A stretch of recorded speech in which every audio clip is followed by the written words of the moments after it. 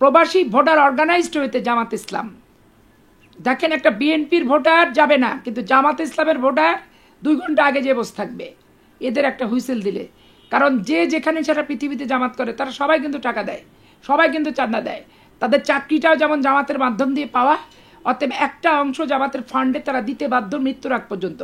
এবং তাদের প্রতিদিনের যে কর্মসূচি থাকে, বাড়ি বাড়ি যাওয়া, তারপরে তাফসির করা, মানুষকে কোরআন দিয়ে শপথ করানো, জামাত ইসলামকে ভোট না দিলে হাবিয়া দোজক পাবা, দাঁড়িপাল্লায় ভোট দিলে জান্নাত পাবা, এই যে খারাপ খারাপ কথাগুলো বাড়িতে বাড়িতে বাড়িতে বাড়িতে যে ননসেন্স করে বেড়ায় জামাত ইসলাম, নোংরামি করে বেড়ায়, এতে একবারে আমি নিশ্চিত যে প্রবাসী ভোটারদের ভোটার করতে গেলে এখানে সবচেয়ে বেশি বেনিফিশিয়ারি হবে এই জামাত ইসলাম।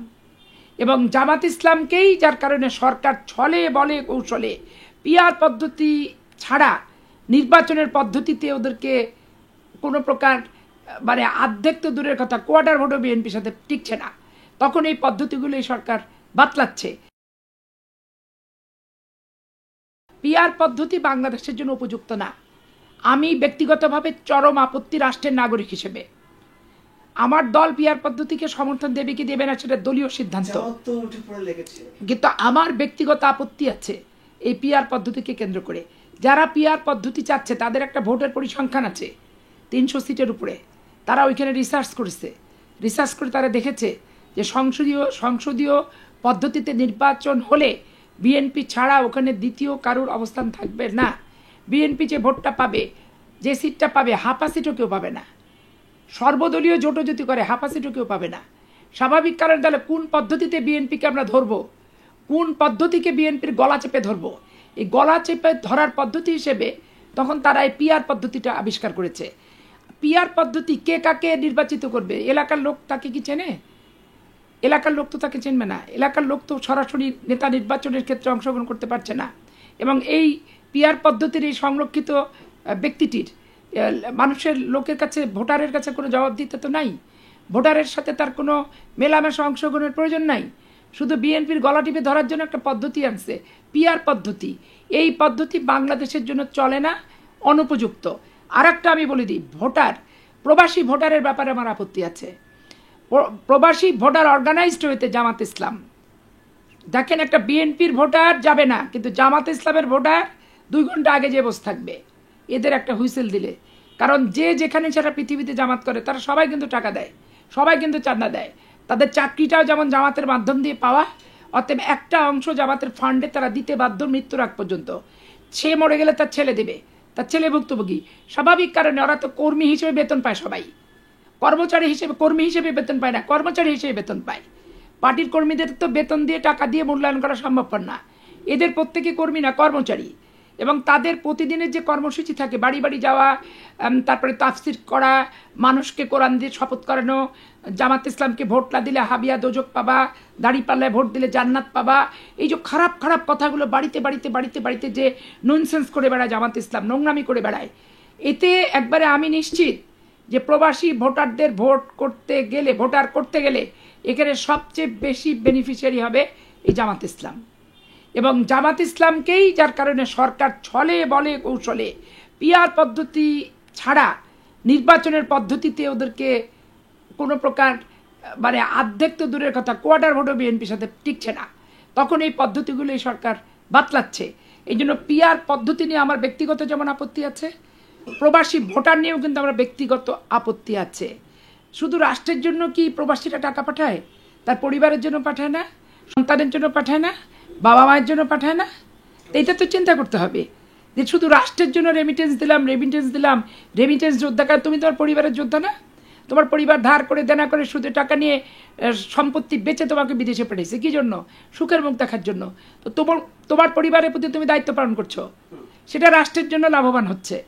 তো সেইটা নিয়ে এত ভোটার হতে হবে, একবারে ভোট দিতে হবে, এইটা তো হাইব্রিড। এই যে হাইব্রিডদের অনুপ্রবেশ ভোটার হিসেবে কেন হবে? রাজনীতিতে হাইব্রিডের অনুপ্রবেশ যেমন আমি অপছন্দ করি, ঠিক ভোটারেরা একটা জাতীয় নির্বাচনের হাইব্রিড হয়ে বিদেশে থেকে এখানে অংশগ্রহণ করাটা আমি অপছন্দ করি। তারপরে আপনি আসলেন সংরক্ষিত মহিলা আসন। সংরক্ষিত মহিলা আসন আমার আপত্তি আছে। ওই যে 45টা সংরক্ষিত মহিলা আসন, দল দলের মতো বলবে, সেটা দলের ব্যাপার। আমার ব্যক্তিগত আপত্তি আছে, আমার ব্যক্তিগত আপত্তি আছে। আমি ওই 50টা সংরক্ষিত আমার আপত্তি, আবার সংরক্ষিত করে নির্বাচন করবে এটা তো আমার আপত্তি।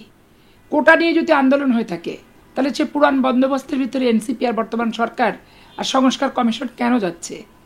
এই প্রশ্নের উত্তর কি দিতে পারবে রিয়াদ সাহেব? এই প্রশ্নের উত্তর তো দিতে হবে আমাদেরকে। আর মহিলাদের কোনো বিষয় নিয়ে বাংলাদেশের মহিলাদেরকে ডাকতে হবে, শুধু রাজনৈতিক সংগঠনদেরকে ডেকে নিজেরা বসে গুজুর গুজুর ফুসুর ফুসুর করে ডিসিশন নিলে হবে না। কারণ বাংলাদেশে এখন 55 থেকে 60% মহিলা ভোটার, পুরুষ ভোটার যারা তারা সব প্রবাসে থাকে। অধিকাংশ মধ্যপ্রাচ্যে পেটের দায়ে কাজ করতে, সংসার পরিচালনা করার জন্য তারা প্রবাসে পাড়ি জমিয়েছে। তাহলে এই 50 থেকে 60% মহিলা ভোটার কিসের জন্য সংরক্ষিত হবে? আজকে একটা ছেলে যদি জেলখানায় যায়, আমি পাপিয়াও জেলখানায় গেছি, একটা ছেলের চেয়ে আমি স্ট্রাগল বেশি করছি, আমি বেশি কষ্ট করছি, তাহলে ও হবে নির্বাচিত আর আমি হবে সংরক্ষিত নির্বাচিত কেন? এই ক্রাইটেরিয়া চলবে না, সব নির্বাচিত দিতে হবে। পিআর পদ্ধতি যেমন সংরক্ষিত, এটাও আমি চাই না। আবার মহিলা সংরক্ষিত নির্বাচন, এটাও আমি চাই না। এখানে আমি চাই যে হচ্ছে আপনার আরপিও সংশোধন করে, নাগরিক হিসেবে আমি বলছি, আরপিও সংশোধন করে জেনারেল সিটে, আমাদের 300টা জেনারেল সিট, এখানে আমাদের ভোটের আনুপাতিক হার হিসাবে এক একটা দলকে বলে দিক তুমি সরাসরি নির্বাচনে এই পার্সেন্ট মহিলাকে নমিনেশন দিতে বাধ্য, এটা তোমাকে মেনটেন করতে হবে দল থেকে।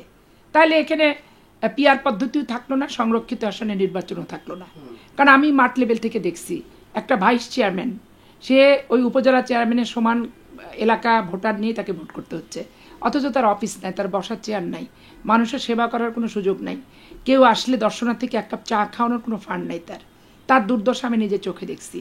আমি তৃণমূলের রাজনীতি করি, তৃণমূলের ভালো মন্দ আমার পড়তে যেভাবে অভিজ্ঞতা আছে, এই অভিজ্ঞতাটা অনেকের না থাকারই কথা। তারপরে আপনি ওয়ার্ড কাউন্সিলর এবং ওয়ার্ড মেম্বার, ইউনিয়নের ওয়ার্ড মেম্বার আর পৌরসভার হচ্ছে ওয়ার্ড কাউন্সিলর, এখানে 3টা ওয়ার্ড মিলে একটা মহিলাকে ভোট করতে হচ্ছে।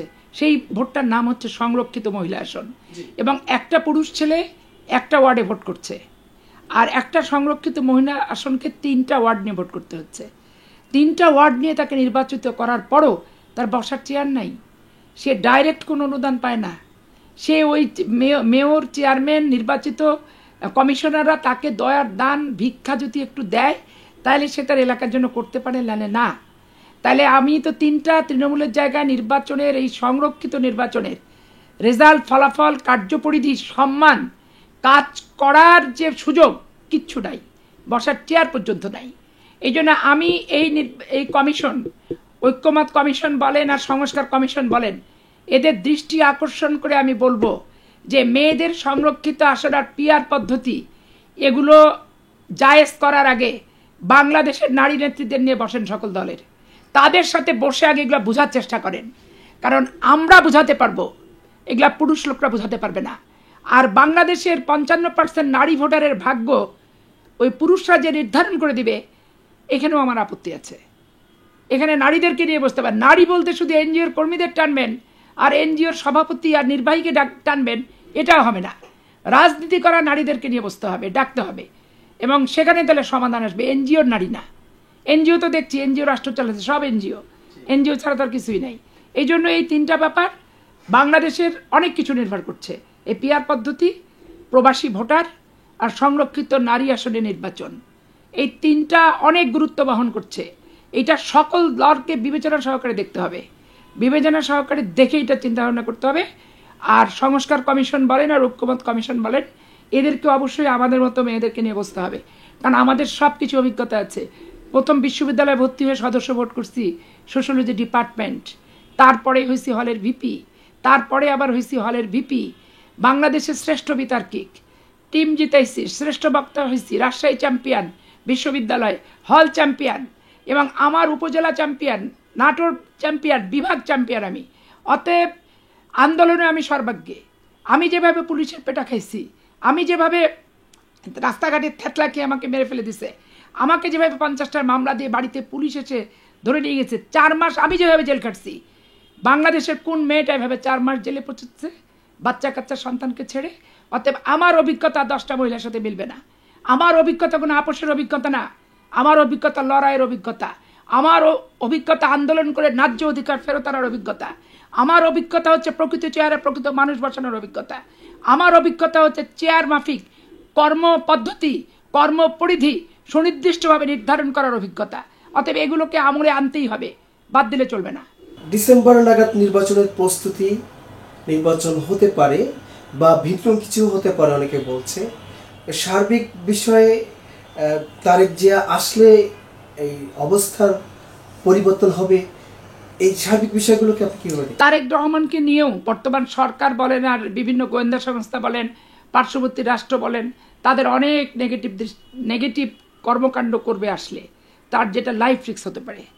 তার লাইফ রিস্ক যেহেতু হতে পারে, এই জন্য আমরা দল থেকে বসেই সিদ্ধান্ত নিছি যে আমাদের দেশের পরিস্থিতি, নির্বাচন আদৌ সরকার দেবে কিনা, জরুরি অবস্থা আসবে কিনা, এই যে খুন জখম রাহাজানি, বর্তমান যে আইন শৃঙ্খলা পরিস্থিতি, মানুষ মেরে ফেলতেছে, এখানে কোনো সরকারের কোনো উদ্যোগই নাই, সরকার যে রাষ্ট্রে আছে কি নাই এটার কোনো নমুনাই পাওয়া যাচ্ছে না। হঠাৎ করে জেগে উঠছে, আর এরা এত বয়সের ভারে জর্জরিত এবং এত অযোগ্য, এত অথর্ব। একটা বিশ্ববিদ্যালয়ের শিক্ষক, উনি একটা উপদেষ্টা, আর সব এনজিওর কর্মীরা সব উপদেষ্টা। তো এগুলো দিয়ে তো রাষ্ট্র হয় না। কি একটা ওনার গ্রামীণ ব্যাংকের একটাকে নিয়ে এসে উনি শিবগঞ্জ থেকে ধরে নিয়ে এসে স্বাস্থ্য উপদেষ্টা বানাই দিছে। কি তার অভিজ্ঞতা, কি তার জ্ঞান, কি তার গরিমা। উনি মনে মনে সন্তুষ্ট হয়েছেন, এটাতেই বড় সন্তুষ্ট। জাতির সন্তুষ্টি নিয়ে, জাতির প্রত্যাশা নিয়ে, জাতির প্রতি করণীয় কোনো কিছু এদের ভাবনার মধ্যে নাই। অতএব তারেক রহমান যখন আমরা দলের বসে সিদ্ধান্ত নিয়ে নীতি নির্ধারকরা দেশের পরিস্থিতির উপর বিবেচনা করে নিয়ে আসার প্রয়োজন বোধ করবো, আমরা আনবো। আর আমাদের তো দলে কোনো সমস্যা হচ্ছে না। তারেক রহমানের বাইরে তো আমাদের দলে দেশে কিছু হচ্ছে না। আমাদের দলে কি কিছু হচ্ছে? উনিই আমাদের নেতা, ওনার সিদ্ধান্তে আমাদের দল চলছে, আমরা পরিচালিত হচ্ছি। তো এইটার জন্য একবারে ফিজিক্যালি বাংলাদেশে থাকতে হবে, আর নাহলে যোগাযোগ বিচ্ছিন্ন হয়ে যাবে, এরকম কথা যারা বলে বেড়ায়, এগুলো হচ্ছে বোকার স্বর্গে তারা বাস করে। এবং যারা বলে তারাই তারেক রহমানের জন্য নিরাপত্তাহীনতার কারণ বলে আমি মনে করি। তারেক রহমানের আশা না আশা নিয়ে যারা সবচেয়ে বেশি বড় বড় বক্তৃতা দেয়, তাদের মনে অশুভ ইঙ্গিত আছে। একটি মহল থেকে আমরা জানতে পেরেছি যে তারেক রহমান নির্বাচনের আগেই আর আসবেন না, আসলে কি তাই? এইটা আমি তো আসলে ওই পর্যায়ে নীতি নির্ধারক না, স্বাভাবিক, কারণ এত ভিতরের খবর আবার জানা সম্ভব না।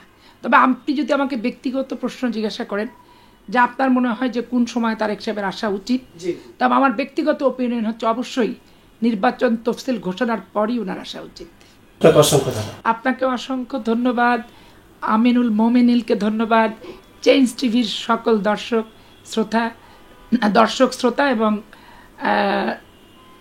শ্রোতা এবং শুভাকাঙ্ক্ষীকে ধন্যবাদ।